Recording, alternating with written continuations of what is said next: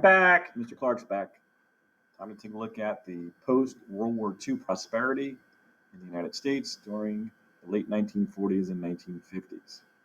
We'll be looking at how the United States made the transformation from a wartime to a booming peacetime economy.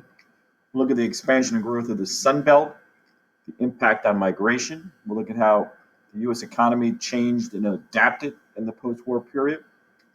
And we'll look at the accomplishments from a domestic standpoint of the presidencies of Harry S. Truman and Dwight David Eisenhower.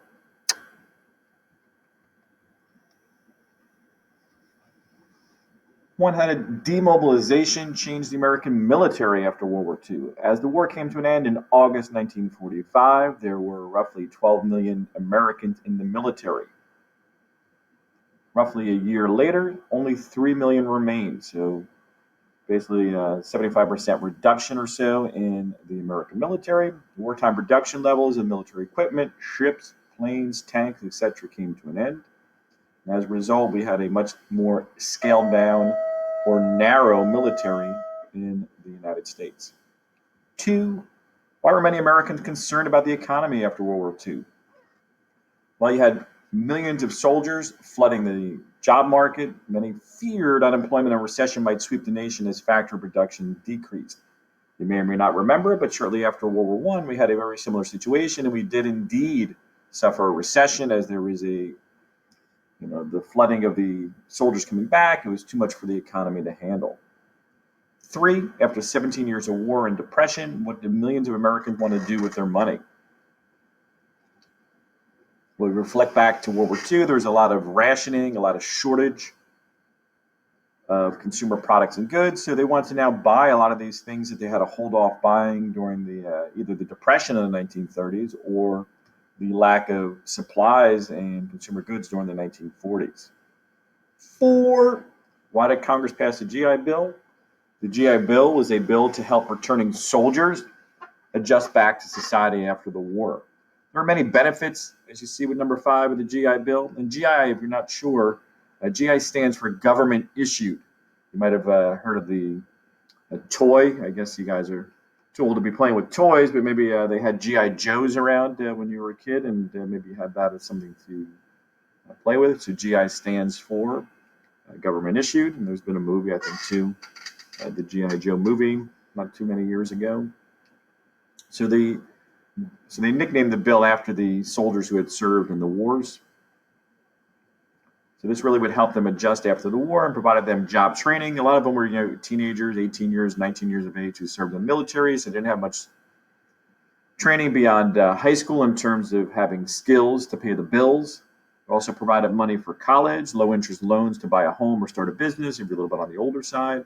Unemployment benefits if you struggled in the aftermath of World War II to obtain a job. So in many ways, what they didn't want to do is they did not want to abandon those who had put their lives on the line for the country. You can see that little visual there. Veterans, if buying a farm, home, or business, learn about guaranteed loans. So this is kind of a program that really was designed to benefit the returning soldiers. And this visual image here helped to promote it so that all soldiers were aware of it. 6, explain how the GI Bill started a chain reaction of events that helped to strengthen the American economy during the 1950s. So a good thing to remember about the GI Bill is it provides the foundation for our economy to move forward in the post-World War II era. The bill gave veterans financial aid to attend college. They allowed many veterans to find good paying jobs, which allowed for them to lift themselves into the middle class. Because of jobs and a strong economy, many veterans got married. And when they got married, they had babies, which resulted in the baby boom. The baby boom, in turn, increased consumption, which also boosted the economy. So obviously, the more children you have, the more things you have to buy, supplies, consumer products, cribs, diapers, all kinds of different things, all of which help to keep the economy rolling.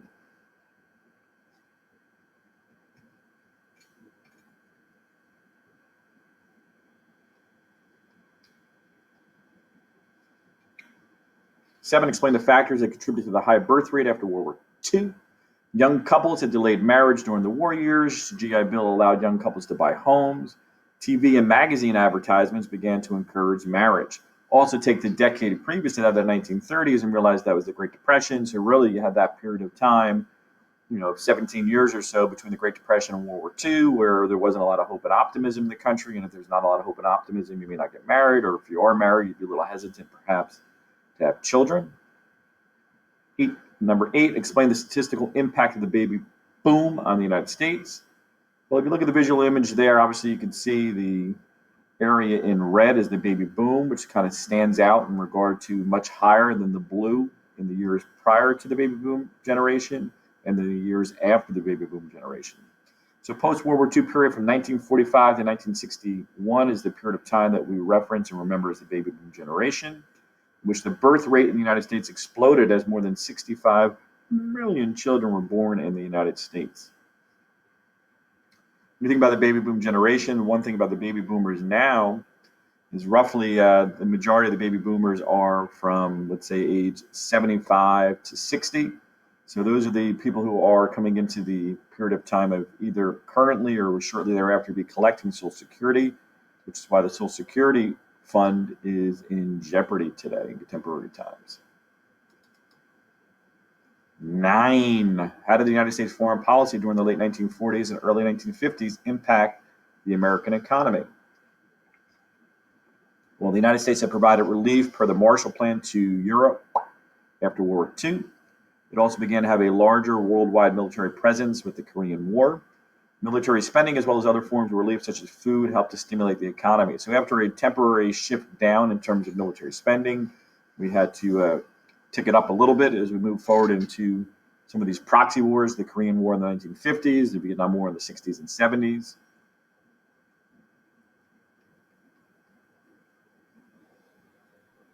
Why did so many Americans moved to the Sun Belt during the 1950s? What events helped to trigger this trend? What were some of the effects of this trend? Well, first of all, the invention of the air conditioner made it much easier to live in some of these warmer climates. So, for example, in Florida, if you've been to Florida in the summer, you'll probably realize how oppressively hot it could be and humid. So without an air conditioner in Florida, it's not going to be a great place to live for maybe 4 or 5 months out of the year at the very least. So therefore, now that air conditioning is available, places like California, Florida, Texas, these places all became more desirable in regard to seeing people move into those areas. Secondly, the increasing number of immigrants from Cuba and Mexico began to settle in the southern cities. So when you think about people coming from Cuba, they're coming into southern Florida. We think about people coming in from Mexico, southern Texas, New Mexico, Arizona, and southern half of California. Those are all Sunbelt regions. And because we saw an expanding population growth in these particular regions, they're going to have more and more political power, as we have seen in presidential elections. Obviously, Electoral College, which is based on the population of states. The bigger the population of the state, more impact and influence you might have, both in terms of the presidential election and also the additional representatives you have in the House of Reps to impact decisions that are being made. 11, how did the growth of the Sunbelt cities impact the environment? Well, this is a negative. Traffic jams polluted the air. California dealt with and still deals with smog issues. We had water shortages or Clarkages. Developed open space by building homes, schools, shopping centers, etc. So we're cutting down trees. And obviously, as we move into even more contemporary times, the trees that are being cut down to sustain the ever-expanding United States and world populations can end up being a tree catastrophe as we move forward in history.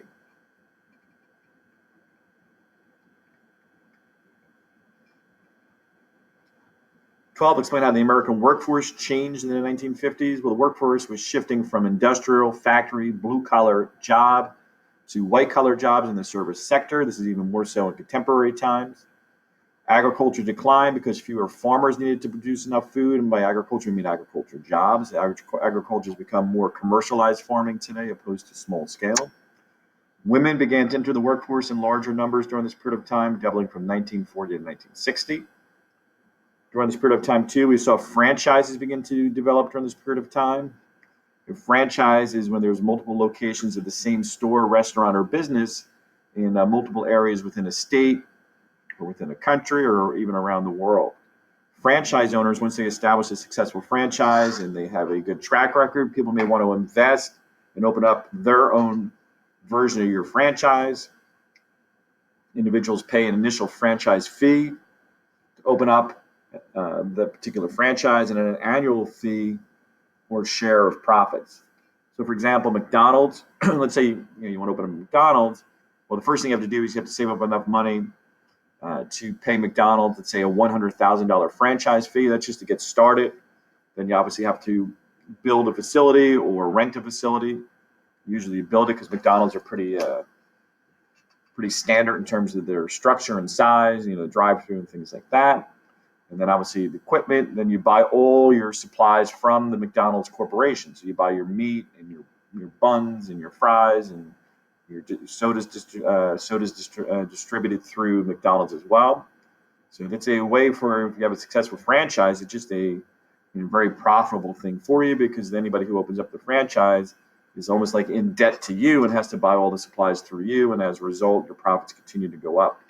So some examples of franchise, and you can think of your own favorite franchises, whether it's McDonald's, Kentucky Fried Chicken, White Castle, which happens to be my favorite place, Subway, 7-Eleven.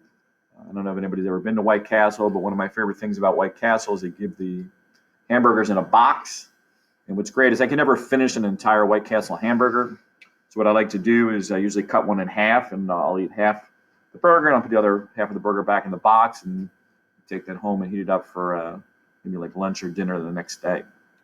Subway, 7-Eleven, all these are stores or restaurants that you'll see across the country.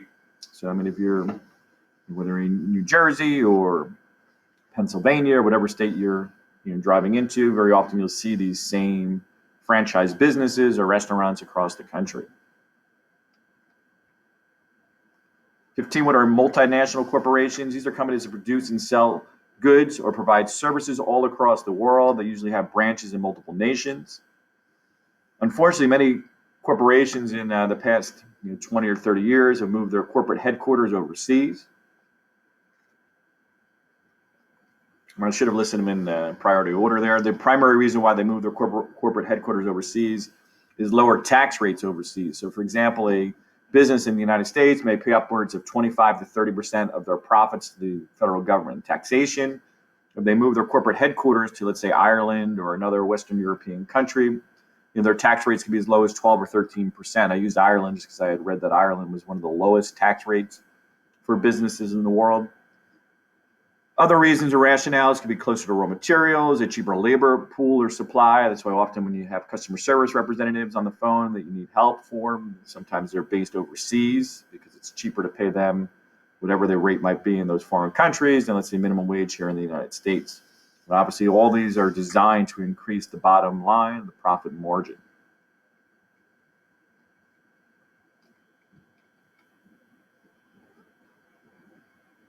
Remember, if I go too quickly at any point in time or I scroll through something, you just pause it if you need to get additional information down.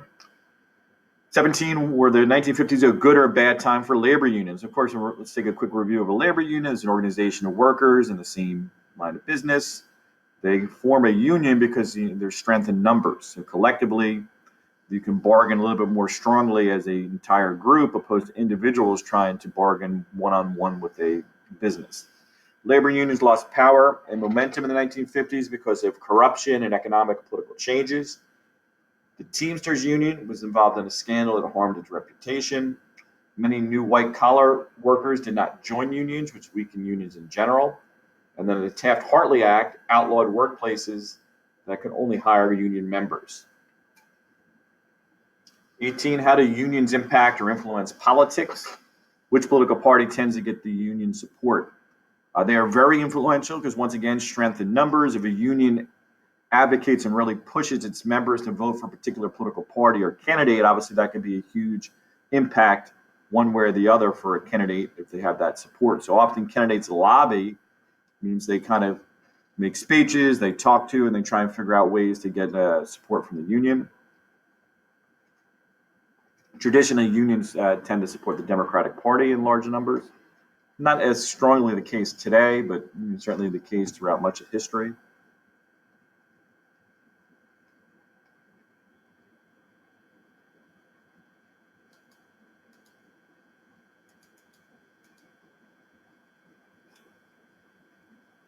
19, what challenges, we move into President Truman's domestic leadership, what challenges did President Truman face in the years after World War II? Well, obviously the Cold War broke out almost instantaneously after the end of World War II, the spread of communism into Asia, and especially in Eastern Europe. High inflation, labor unrest. Another issue was the civil rights movement. As we look at 20, Truman issued an executive order banning discrimination and ending segregation in the armed forces. So because he couldn't get that passed in Congress, he felt it was necessary to move forward in that particular area. So he just desegregated the military.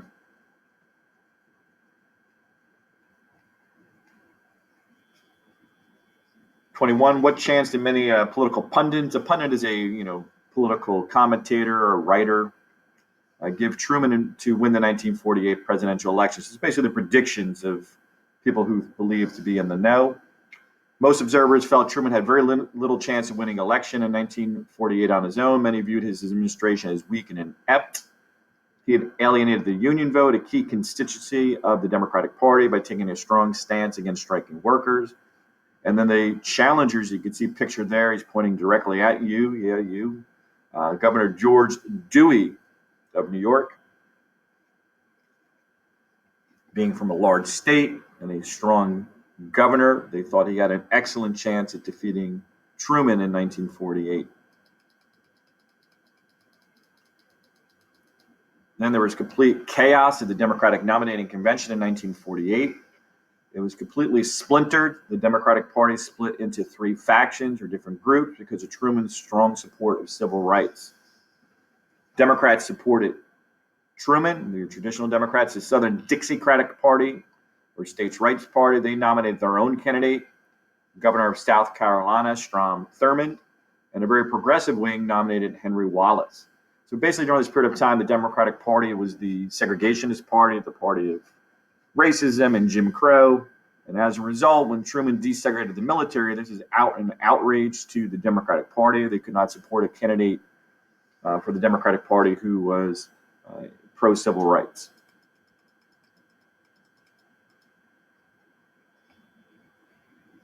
'23, how did most political experts believe the three factions of the Democratic Party would impact the election? Well, obviously, if you just look at it, if a party is split, they figured that it would pull enough votes away from Truman, which would allow for the Republican candidate to defeat the Democratic candidates.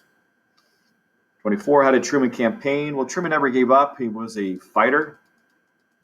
He gave what was called a whistle-stop train tour. He made 300 speeches, traveled 31,000 miles, and campaigned as hard as he possibly could. Conversely, George Dewey was a little overconfident. He believed what he was reading in the newspapers and magazines.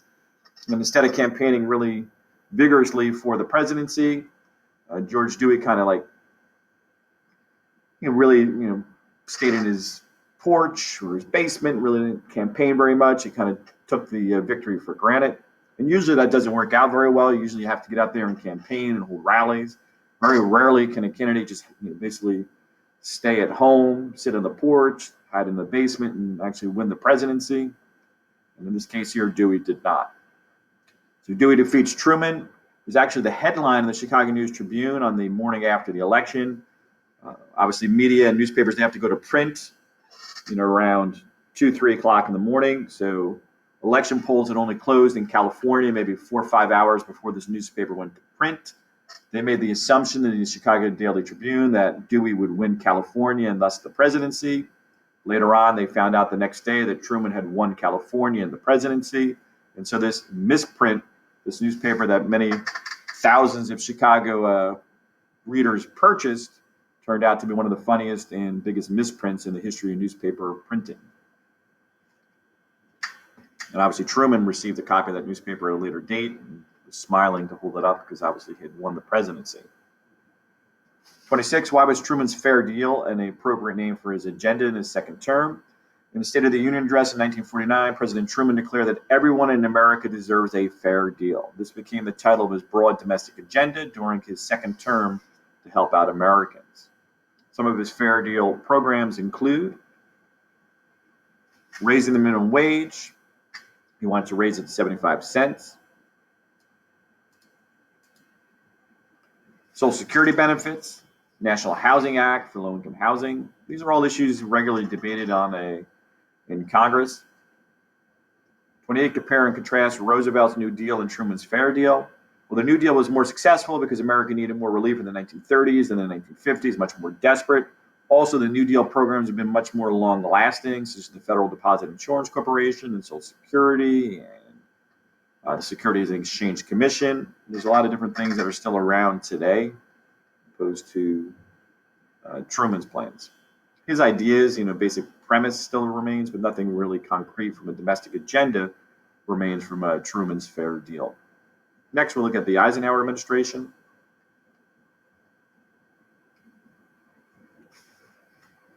Why were Americans ready for a change in leadership in 1952? Many felt Truman's Cold War policies were a failure, especially after China turned communist. After an extended rule by one political party, often a nation desires a change because elections kind of go in cycles.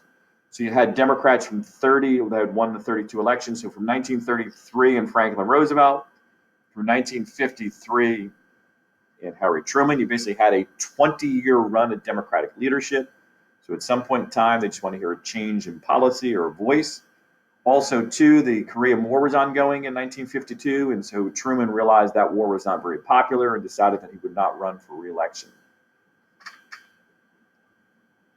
Other reasons, he was facing a lot of criticism. Also, too, for Truman, he was the last president who could have run for a third term, so he actually forfeited that right to be the second president to serve more than 2 terms in the presidency. 22nd Amendment, which was ratified in 1951, banned all future presidents from serving more than 2 terms. So Franklin Roosevelt will be the only president, barring a constitutional change, to have ever served more than 2 terms. 31, who were the candidates for president and vice president in 1952? Dwight Eisenhower is the presidential candidate, of course, the hero of World War II. Richard Nixon, who helped to chair the HUAC committee and was a champion of anti-communism and a hardliner against communism, gained a lot of fame. He's from California. Democrats, they nominated for the first time Adlai Stevenson as their presidential candidate, and to kind of add a little pizzazz or to spark up the vice presidential nominee, they had John Sparkman. Eisenhower, being a war hero, won a comfortable victory. Americans also wanted a strong commander-in-chief during the Cold War and the Red Scare that was ongoing. We're not going to talk too much about Eisenhower's domestic agenda here, but some of the most important accomplishments of the Eisenhower administration included ending government price controls, modest tax cuts. He slashed education and low-income housing spending. And the biggest accomplishment of his presidency would be the Interstate Highway Act. So can bold that one out. Make sure you pay special attention to that. And then we look at the success of the 1950s. Eisenhower reaped the successes of the improved economy, the GI Bill. The United States was not fighting any wars overseas. The baby boom boosted the economy. And I'm going to add this down here for his accomplishment as well. When you look at the Interstate Highway Act, it was so important because it literally led to the construction of thousands, like tens of thousands of highway that connected the East Coast to the West Coast, the North to the South. And basically, many of the roads you still travel on today are based on this very ambitious program during the 1950s of constructing interstate highways to link together the entire country. Like, so, for example, if you got onto the New Jersey Turnpike, which is uniquely named just in New Jersey, but you head south on the New Jersey Turnpike, you're basically on I-95 South, and you can basically drive, along the Turnpike all the way down to the southern tip of Florida, and you can go all the way north to Maine on 95. So it's really the highway that kind of links together the north to the south along the East Coast. Hopefully you enjoyed our discussion of some of the issues here of the late 1940s and 50s in America. Until next time, Mr. Clarke is out.